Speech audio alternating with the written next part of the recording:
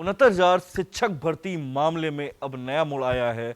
चूंकि हाईकोर्ट ने स्टे लगा दिया है, काफ़ी समय से इस भर्ती को लेकर काफ़ी बातें चल रही थी और जो इसमें नकल और बाकी साक्ष्य को आईपीएस अमिताभ ठाकुर ने पेश किया है। हमारे साथ खुद अमिताभ ठाकुर जी मौजूद है। सर, ये जो 69,000 शिक्षक भर्ती का मामला है, क्यों इतना पेचीदा होता जा रहा है? देखिए, मुख्य बात इसमें यह है कि तमाम ऐसे साक्ष्य मिले हैं, कई ऐसे फैक्ट हैं, कई ऐसी बातें हैं जो ये प्रथम दृष्टया ये कहती हैं कि इस मामले में गड़बड़ी होने, पर्चा लीक होने, परीक्षा की प्रक्रिया में अनियमितता होने की बातें लगातार सामने आई हैं। परीक्षा 11 बजे प्रारंभ हुआ, उससे पहले ही तमाम लोगों के पास पर्चा होने की बात आई। व्हाट्सएप पे पर्चा लोगों को मिला।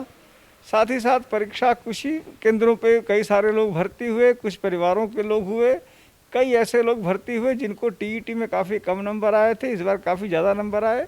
ऐसी तमाम ऐसी अनियमितताएँ आई। कई ऑडियो ऐसे आए जिनमें लोग कह रहे हैं कि हमारी दलालों के माध्यम से भर्ती हुई। कई दलालों के नाम आए जिनमें बाद में कुछ लोग अरेस्ट भी हुए हैं।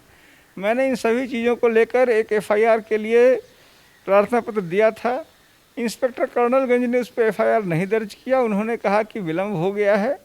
मेरा मानना है कि मात्र विलम्ब के कारण ऐसे महत्वपूर्ण मामले में एफआईआर दर्ज करने से मना नहीं किया जा सकता है। अतः मैंने एसएसपी को इस मामले में एफआईआर दर्ज करने के लिए अनुरोध किया है और मुझे विश्वास है कि शीघ्र इसमें एफआईआर दर्ज होगा। क्या मानते हैं सर, जो टॉपर्स जो इन शिक्षा भर्ती के थे, उनसे भी सवाल जवाब किया गया, उनको अपने राष्ट्रपति का नाम तक नहीं मालूम और वो टॉप कर चुके हैं इसमें, तो क्या ये घोटाला बहुत ही जमीनी स्तर से जुड़ा हुआ है? देखिए, जितना मैं समझ पा रहा हूँ और जितने नए नए फैक्ट आ रहे हैं उनसे मुझे लगता है कि ये काफ़ी उच्च स्तरीय घोटाला है। इसमें निश्चित रूप से कुछ शिक्षा माफिया शामिल हैं। इसकी जड़ें काफ़ी गहरी हैं और काफ़ी ऊपर तक जाती दिखती हैं। इसीलिए मुझे लगता है इस मामले में एफआईआर दर्ज किया जाना और उच्च स्तरीय और निष्पक्ष इसकी विवेचना किया जाना इस परीक्षा की शुचिता को बनाए रखने के लिए और इस पूरे प्रक्रिया के प्रति जनता का विश्वास कायम रखने के लिए नितांत आवश्यक प्रतीत होता है।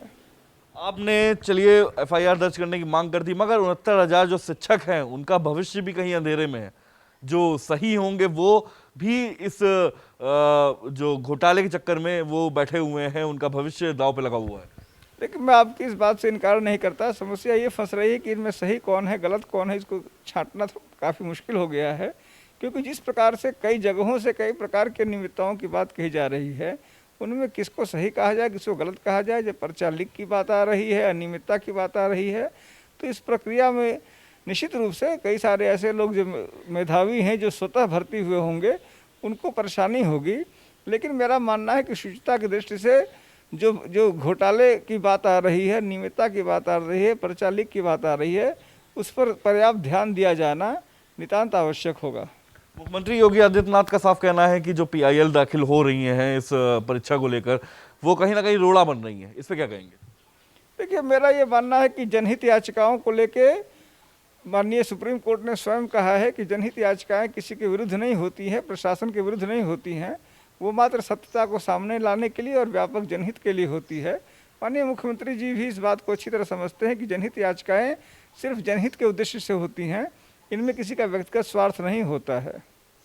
धन्यवाद बहुत बहुत। जैसा कि आईपीएस अमिताभ ठाकुर का मानना है कि जो 69,000 शिक्षक भर्ती का मामला है, उसमें उन्होंने इंस्पेक्टर से मांग की थी एफआईआर की, मगर वो देरी होने के कारण नहीं दर्ज हो पाई थी। अब जाके एसएसपी को पत्र लिखा है।